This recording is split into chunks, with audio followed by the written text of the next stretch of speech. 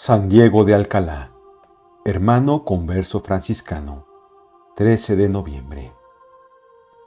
En la bula de canonización de San Diego, complacíase el Papa Sixto V en hacer resaltar los méritos de la pobreza voluntaria a los ojos de Dios. La divina sabiduría válese a menudo de los instrumentos más flacos e ineptos en apariencia para realizar sus obras más portentosas. Testigo de ello es la vida de este humilde y santo fraile.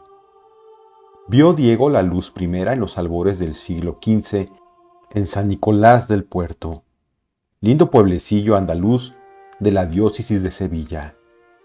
Sus cristianos padres, aunque poco favorecidos por la fortuna, vivían satisfechos con su suerte, ganándose el cotidiano sustento mediante el trabajo de sus manos, con fe muy grande y muy grande confianza en la amorosa providencia divina. Fruto de su unión, por Dios bendecida, fue el niño Diego. Ya desde la primera infancia, dio esta criatura pruebas inequívocas de su santidad futura. Eran sus delicias la penitencia, el retiro y la oración. Espíritu y corazón saboreaban a sus anchas el pensamiento saludable de la pasión de Jesucristo, y esta alma, pura e inocente, podía repetir con el apóstol que toda su ciencia era Jesús y Jesús crucificado. Adolescente todavía, es tal el atractivo que siente por la oración que en su alma se despierta irresistible impulso hacia la vida solitaria. Oye hablar de un santo sacerdote que, a imitación de los antiguos padres del yermo, vive en las proximidades del pueblo y corre a ponerse bajo su dirección. Así, libre de seguir los impulsos de la gracia, se entregará en lo sucesivo con mayor ardor a la oración vocal, a la meditación y a la penitencia, y con objeto de que el alma sea dueña del cuerpo, según el orden lógico, para acostumbrar a este último a obedecer a pesar de sus repugnancias. Lo domeñará mediante numerosas y frecuentes austeridades. Maestro y discípulo juntaban a la vida contemplativa diversos ejercicios de vida activa a fin de no fatigar el espíritu con la ininterrumpida contemplación.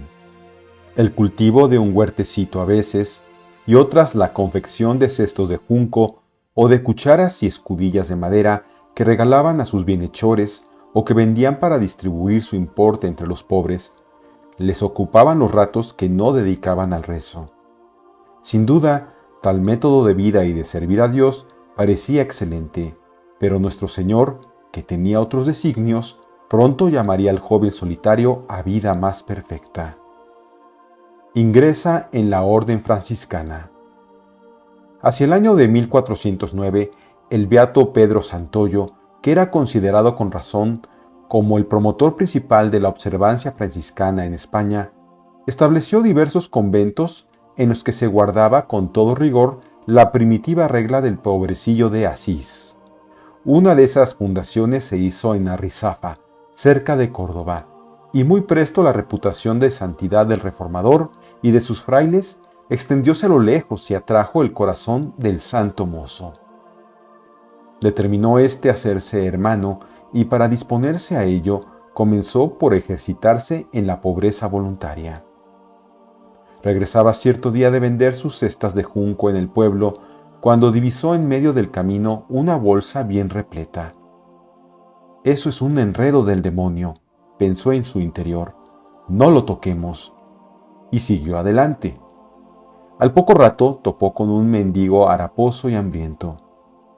«Caro amigo», le dijo, «Dios te protege. A corta distancia de aquí hallarás en el camino una bolsa bien provista de dinero, y si no puedes encontrar a su dueño, buen provecho te haga». Con el fin de realizar el proyecto que rumiaba en su corazón, despidióse Diego del ermitaño que guiara sus primeros pasos por la senda de la perfección cristiana y volvió a la casa de sus padres.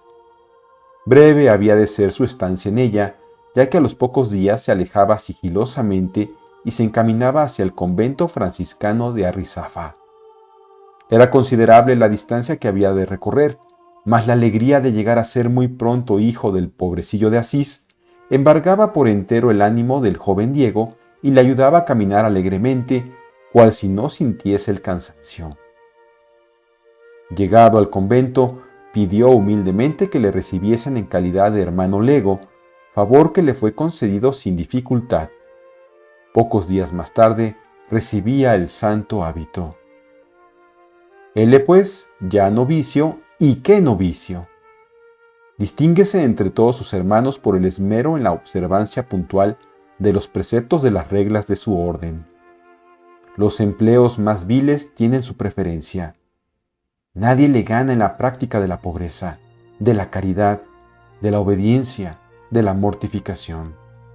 Nunca ocioso, siempre unido con Dios, resplandecen con maravilloso brillo en el humilde lego las virtudes de su seráfico Padre. Y el Señor, que se complace en comunicársele en la oración, levántale hasta las cumbres de la más alta contemplación con sublimes arrobamientos, y le infunde luces tales de doctrina acerca de los sacrosantos misterios de nuestra fe, que hasta los mismos doctores se llegan a consultarle a él, simple lego, acerca de las cuestiones de la más elevada teología.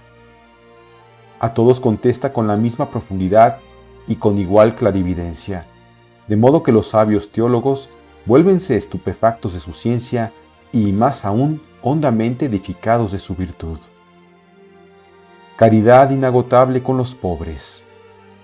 Inseparable del amor de Dios es el amor al prójimo. Tan grande era el espíritu de caridad de Fray Diego para con sus hermanos, para con los pecadores, los pobres y en general para con todos aquellos con quienes se relacionaba, que bastaba una palabra salida de sus labios para calmar las discordias y excitar el arrepentimiento en unos, la confianza en otros y en todos la alegría y la paciencia. Compartía su comida con los menesterosos. Más aún, mendigaba para aliviarle su miseria y los consolaba con palabras tan persuasivas que los desheredados de la fortuna regresaban siempre satisfechos con su suerte. Al poco tiempo de ser admitido en el convento, confiáronle sus superiores el empleo de portero. Quienes más ganaron con esto fueron los pobres. Jamás los despedía Fray Diego sin algún socorro, y como ciertos frailes le reprochasen un día su prodigalidad, «Nada temáis», le respondió humildemente. «Dios bendice esta suerte de abusos, lejos de arruinar a la comunidad. Estas limosnas le atraen las bendiciones celestiales, porque el bien que a los pobres se hace, lo mira Jesucristo como hecho a sí propio». Repetidas veces recompensó Dios con patentes milagros la caridad del santo, ya multiplicando en sus manos el pan que distribuía a los pobres, ya curando por su intercesión a los enfermos que acudían a implorar su valimiento. Lucha contra el amor propio y las pasiones. El humilde lego no parecía darse cuenta de la estimación de que era objeto. Persuadido de su insignificancia y de que sólo por gracia habíanle admitido en el convento, tenía declarada constante guerra al amor propio, y habíale dominado en forma tal que ninguno jamás le vio turbado, ni en trabajo o pesadumbre que se le ofreciese se oyó de su boca palabra airada o descompuesta, ni se notó cosa alguna que desdijese del varón perfecto. Tal ecuanimidad y el mostrarse en toda circunstancia indulgente y bondadoso hacen patente una absoluta mortificación interior. No menos animoso se mostraba Diego en la mortificación externa. Trataba a su cuerpo con extremada aspereza y afligíalo con ayunos frecuentes, a pan y agua, y con perpetua abstinencia. Como sus disciplinas eran tan rigurosas y sus vigilias tan continuas, bien puede decirse de él que sin el socorro especial de Dios, no pudiera resistir tantas fatigas ni tan renovadas privaciones de sueño y de alimento. Atormentado cierta noche de invierno por el demonio de la concupiscencia, ningún medio le pareció más eficaz que echarse en el agua helada. Jamás usó calzado, y en cuanto a su hábito, de tejido burdo y áspero, teníalo tan remendado que se hacía difícil averiguar cuál fuese la primitiva tela, a pesar de lo cual mostrábase siempre limpio, de forma que en su porte exterior reflejaba la albura de su alma. Sus devociones favoritas, un milagro. A las prácticas de rigurosa penitencia juntaba Diego la continua oración y elevación de su espíritu. Su mayor entretenimiento y regalo era meditar sobre la pasión del Señor. Muchas veces poníase en cruz y quedaba tan encendido en la memoria de ella que fluían de su boca palabras de maravillosa elocuencia acerca de los tormentos que padeció el Señor. Traía en sus manos una crucecita de palo para acordarse siempre de la cruz de Cristo. La vista de un crucifijo bastaba a veces para sumirle en éxtasis. Intenso y tierno era también su amor a Jesús sacramentado. Desbordábase la alegría de su corazón cada vez que se acercaba al divino banquete. Lo mismo que cuando ayudaba a misa y sentía con la presencia del Señor tan admirables dulzuras que no podía contener las lágrimas. Cosa igual se echaba de ver en los oficios divinos, especialmente en las fiestas y cuando incensaba.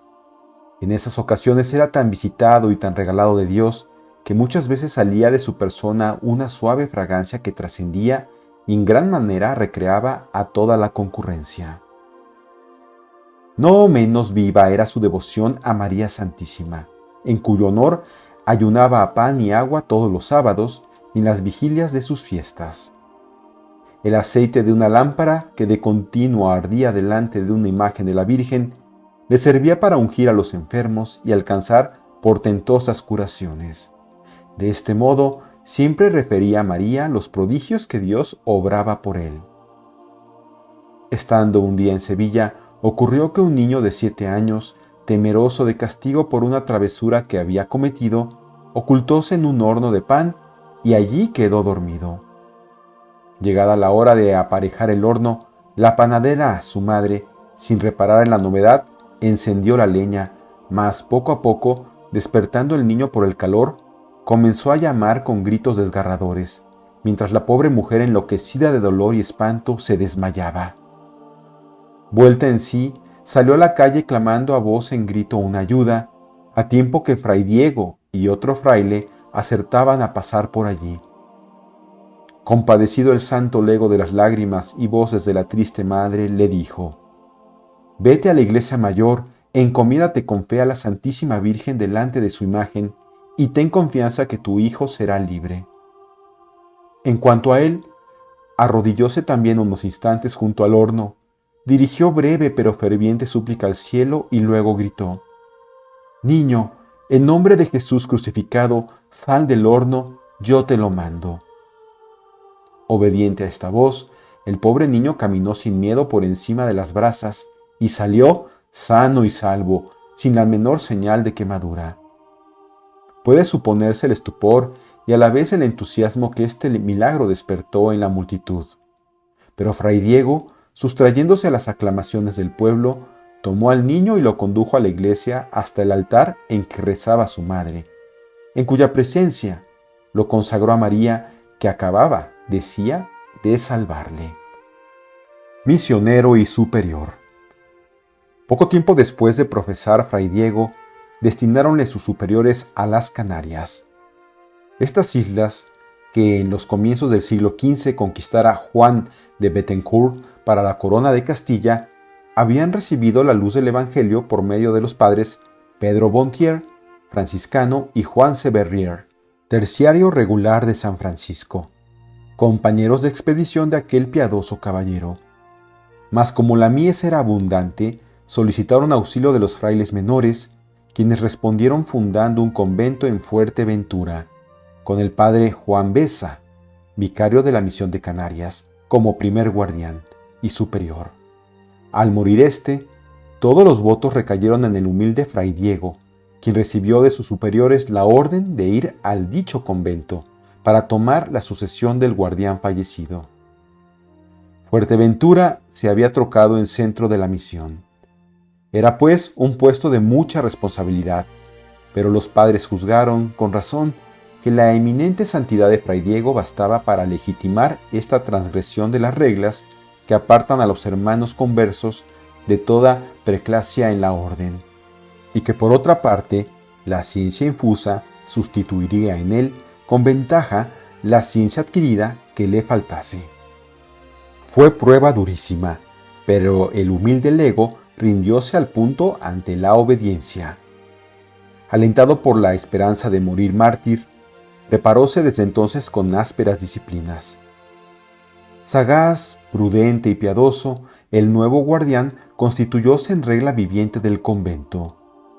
Abrazado en celo de la salvación de las almas, comunicaba a sus hermanos su generosidad y ardor apostólico, y a imitación del buen pastor que corre en pos de las ovejas descarriadas, entraba en las chozas de los isleños para infundirles el temor y amor del Dios verdadero. Los catequizaba y preparaba a recibir el santo bautismo, y daba todos los días nuevos hijos a la Iglesia de Dios. Sin embargo, todas esas labores no saciaban su generosidad ni sus ansias de martirio, por lo cual determinó embarcar con rumbo a Gran Canaria para llevar también allí la antorcha del Evangelio, y si fuese menester, morir en la demanda. Los pobladores de esta isla, que aún por bastante tiempo habían de luchar denodadamente para defender su independencia, hallábanse sumidos en las tinieblas del paganismo. Mas Dios quería que Diego siguiese laborando en Fuerteventura y suscitó una tempestad que impidió al santo seguir adelante, por lo que hubo de regresar a puerto. Regreso a España, el jubileo de 1450. Después de 4 años transcurridos en esas rudas labores de apostolado, Fray Diego regresó a España y tras de una corta estancia en el convento de Nuestra Señora de Loreto, a poco más de 3 leguas de Sevilla, salió con otro religioso para Sanlúcar de Barrameda. Áspero y largo era el camino, y habiéndoseles acabado las provisiones, el compañero, agotado por la fatiga y el hambre, se sentía desfallecer. «¡Ánimo!», le dice Fray Diego, «acudamos a Dios con fe, que Él cuidará de nosotros». Y en efecto, después de una ferviente plegaria, he aquí que a la sombra de un árbol encuentran envuelto en una servilleta de inmaculada blancura pan, vino, pescado y una naranja. «Bendigamos al Señor», exclama el santo, «pues nos envía con qué restaurar nuestras fuerzas». Era el año de 1450 y Roma celebraba el gran jubileo y a la vez la canonización de San Bernardino de Siena, 24 de mayo. San Juan de Capistrano, vicario general de la provincia cismontana, había convocado a los observantes de las 2 ramas. Acudieron más de 3.800 frailes, entre ellos nuestro santo, que acompañaba a Fray Jacobo de la Marca. Debido tal vez a la aglomeración de las gentes durante el jubileo, declaróse una epidemia en la ciudad eterna. Muchos de los religiosos experimentaron el contagio y hubo que habilitar para enfermería el vasto convento de Ara Cheli. Fray Diego aceptó gustoso y agradecido el cargo de enfermero que también armonizaba con las inclinaciones de su alma y durante 13 semanas que duró el mal, desempeñólo con incansable abnegación. A pesar de la carestía y del hambre que asolaban la ciudad, jamás sus enfermos carecieron de lo necesario. Es más, multitud de pobres acudían a él de continuo y a todos socorría generosa y espléndidamente. Tantas y tan cuantiosas limosnas no tuvieran explicación si, merced a un milagro permanente, el pan, los medicamentos y los víveres de toda suerte no se hubiesen multiplicado entre sus manos. Su compasión para con los miembros dolientes de Cristo llegaba hasta el heroísmo.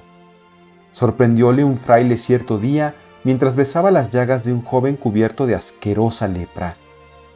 Diego procuró disimular su virtud diciendo: «Hermano, así se cura esta enfermedad». El leproso se curó en efecto. Muchos otros debieron también la curación a sus oraciones. Modelo de caridad, enfermedad y muerte. Terminadas las fiestas de la canonización, Fray Diego regresó nuevamente a España. Tras breve estancia en el convento de Sevilla y unas pocas semanas en el de Nuestra Señora de la Salceda, primero de la observancia establecido en España, el padre Rodrigo, vicario general de Castilla, Llevólo consigo al de Santa María de Jesús en Alcalá, que Alonso de Acuña Carrillo, arzobispo de Toledo, había hecho restaurar. En él pasó Fray Diego los 13 años últimos de su vida, siendo dechado de piedad y de caridad para con el prójimo. Sus éxtasis y sus milagros eran incontables, y no había día en que no obrase algún prodigio. Así se complacía Dios en glorificar, ya desde este suelo, a un alma que de continuo sabía olvidarse de sí misma y renunciar a todas las cosas por su divino amor. Aunque parecía vencido por los años y por sus heroicas austeridades, aún quiso Dios refinar más la virtud de nuestro santo en el crisol del dolor y de los sufrimientos, y le envió un absceso maligno y muy doloroso en un brazo. Como viese que se le agotaban las fuerzas, entendió que el Señor quería llevarle así y dispúsose recibiendo los últimos sacramentos. El mal hizo rápidos progresos y la muerte apareció inevitable y próxima.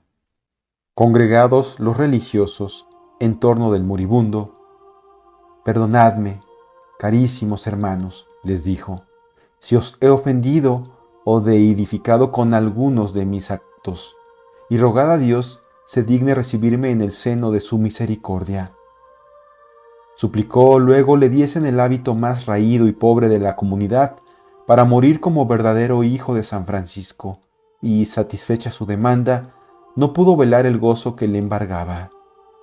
Besando luego con amor y estrechando contra el pecho la cruz de palo que constantemente llevaba en la mano, exclamó: «Dulce lignum, dulces clavos, dulcia ferens pondera».